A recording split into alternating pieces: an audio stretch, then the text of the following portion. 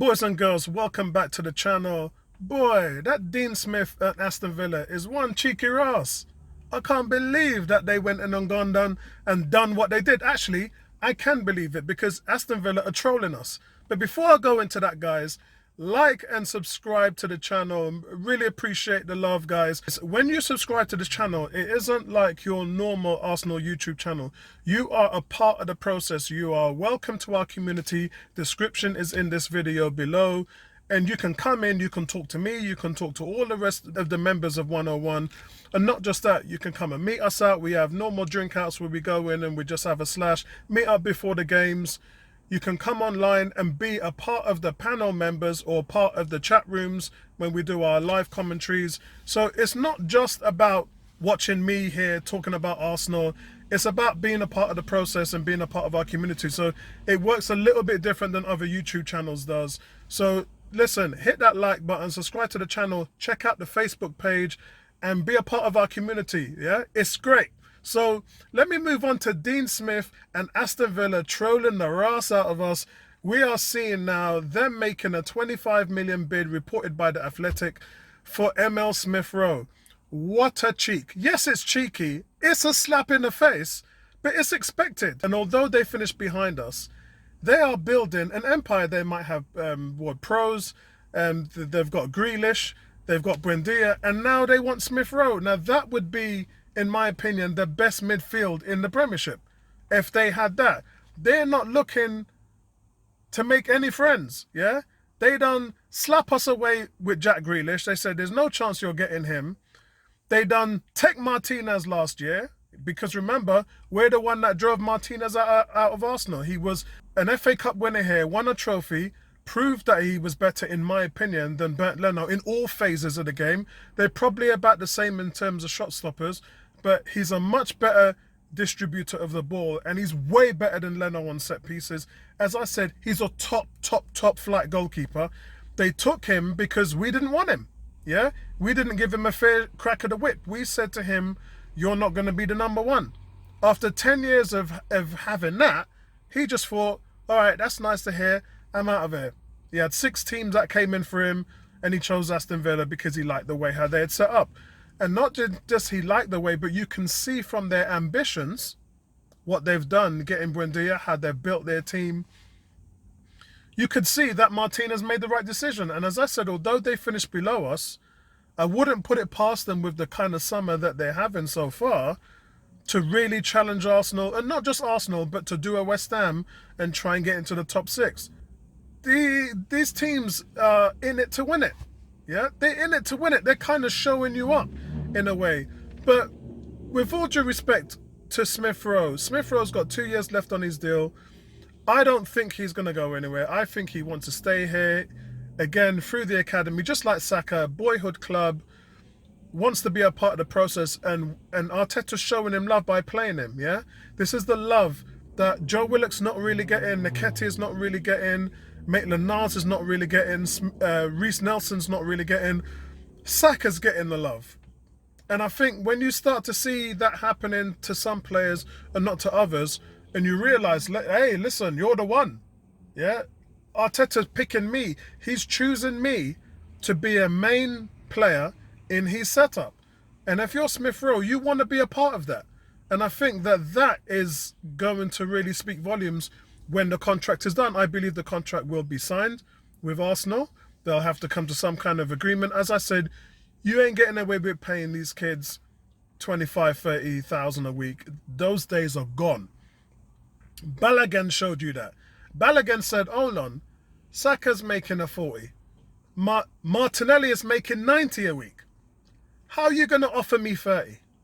How are you going to lowball me like that? So I think when we saw that happen to Saka, these things ain't going to happen anymore. If you're a young stud coming through like Smith Rowe, yeah, you're going to want notes. You're going to want to look after your family, because remember, when you get to the age of 30, they don't owe you nothing. Arsenal don't owe you nothing. Yeah, sure, you'll get a ceremony game and you'll get like a medal and a clap on. You get nice standing ovation and a nice little bit of clapping and a pat on the back. But Arsenal will jettison you at the first sign of trouble. They They don't owe you nothing. So your first and foremost as a player is, let me get them dollars, let me get that contract so I could look after my family, I could look after me, and then I'll move on. That's why you see these men like Aaron Ramsey just gone. 400 grand a week. Not even battering an eyelid at Arsenal. Because when it comes to the business side of it, it goes both ways. It really does. It doesn't matter. Okay, so you have the instance with Cesc Fabregas where he was always going to go back and play for Barcelona. He made that very clear. It was abundantly clear it was going to happen. But he got so desperate, he bought his own part of the contract with Arsenal out and then took a pay cut to join Barcelona. So that's an extreme case. But I'm just saying that players have dreams too. And sometimes those dreams don't equate to being with the team that they love. He wanted to come back to Arsenal, but Wenger didn't want to take him back. All these excuses about Ozil and all that rubbish. They didn't want to take him back because, you know what? Sometimes a team feels burnt. When a player has turned his back on you after you've invested all that time, and remember, you can't equate time with money. Yeah, if you've been building a player up for 5, 6, 7 years, and you've spent all that time investing in that player, you can't measure that with money. Yeah, because you poured your heart into it. So when Cesc left, it was a kick in the back teeth. Yeah, for all the Arsenal front office and for Arsene Wenger, it hurt them. And that's why they didn't take Cesc Fabregas back. Don't listen to any of this other rubbish about Ozil. We already got a number 10 and we already got a creative player. Rubbish. You got hurt because you got burnt. And clubs do it to players, but when it's done to them, they don't like it. But all is fear and love and war, as they say. Yeah? But with this Villa thing, it's a joke. But anyway, we move on. Ben White as well. Arsenal actually made a 40 million bid for Ben White. Because if you're running for those players and you're putting a 40 million bid in for them, and much can be said about the front office stating that, look, we're not going to be going in and doing a Pepe anymore, 50, 60, 70 million, we ain't doing that. That's what they've told us. What they're doing might be something else. We don't know. See, you don't know what Josh Kroenke is putting forward for this team. He is happy to go ahead and support these guys. But if the guys are doing foolishness, then that's where the questions will start being asked. Look, I'm going to give you, I give you 70, 60 million, but if you're going to do another Pepe with it, then that's not happening. We ain't at the same ballpark if you're telling me you're going to do another Pepe. If I'm going to give you 70 million and you're going to buy a player who you're going to put on the bench for 2 years, which is what you've essentially done with Pepe, why am I giving you 70 million? Think about it, guys. You all bash the Kroenke so much, but you really sometimes don't think this through. You've got to answer the questions. I said before, the problems in this team is at the front office. That's where we're failing. We're failing because Gazidis, who was gone, Ralstonelli, who was gone, Vinay and Edu. Those are the two most important people in the club right now. That's where we're failing. So over the last 12 months, all I've seen from the fans is Kroenke out, Arteta out. And you're ignoring the real problems in Arsenal. That's why I ain't got no in the forums. I ain't got no time for it. I see all this Kroenke and Arteta. I ain't got time for it. You never see me get into those discussions and answer any of those questions because for me, it's a non-starter. You're not really looking at what's going on inside the club. You're kind of following the trend. Yeah? Some people might shout it out. I'm not mentioning any names, by the way. Some YouTube channels might start shouting from the top of the hills, Kroenke this, Kroenke that, the board. And then you start jumping in with it as well. But if you actually really thought it through, the board have been providing money for this club to spend. In fact, the board are the one consistent thing that we have. Because since 2014, with Mesut Ozil, they've been pouring money and money and money. We're the 4th highest spenders in the Premier League within that time frame. So you're bashing the board, but the board have been providing money.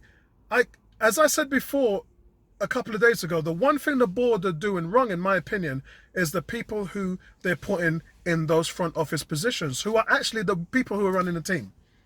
This has got nothing to do with Stan Kroenke anymore. Stan Kroenke is a parent owner and does not oversee anything that happens with Arsenal. The owner of Arsenal is Josh Kroenke. He run things. He is the man that's on the phone to the front office night and day. Comes to the games, watches all the games. He stay at night, 4 a.m., 3 a.m. in the morning, and he watches the games. Yeah? Stan don't do that. Stan don't care about the team. So stop bringing up Stan Kroenke. Yeah? The person who makes the decisions and answers with and the everyday running of what's going on in his team is Josh. And Vinay and Edu report to him. And at the moment, where it's going wrong is in that midsection of the front office. So if you need to bash anybody, those are the guys who are going to be under pressure. But I like the fact that we went in for 40 million with Ben White. That I liked. It's nice. It got rejected, but it's nice to see that we went in there with what I think is a decent offer. I don't know what they might be looking for the player. Of course, they've seen all this foolishness with Maguire, 80 million from Man United. When you see foolishness like that, then you kind of think, how am I selling Ben White for half of that price? So I get that, but we're dealing with COVID right now, guys. And I think Arsenal have to kind of learn now that we have players we need to offload. So am I going to give you Maitland-Niles with that deal? Am I going to... In fact, do you want Saliba? Because Saliba ain't staying at Arsenal. I can't see any way how Saliba starts for us next season. If he does, you know me, guys, I'll eat humble pie and say I was wrong. But from day one, I was saying Arteta didn't buy William Saliba. Saliba is not an Arteta player. He don't want him. There's a reason why guys go out on loan. there's a reason. Guys, all of you guys are talking about Saliba like he's the next best thing. If he was, why ain't he even playing? Man was on the bench for the Leicester City game. I remember Leicester City in the cup. He was on the bench in that game. And you had all kind of men starting that game. Reece Nelson was starting, you know, Joe Willock was starting. All man was starting in that game. And when they put Saliba on the bench, I was like, nah, this is bad. If you can't even get on the team sheet in a cup game, and if you can't play against Dundalk, yeah, and them Dega Mold and all them Dega teams in the Europa Cup, if you can't even, I mean, at least Balogun got on the field. At least my man came on the field and represented. Saliba didn't even get on the field in those games. Arteta thinks that much of him.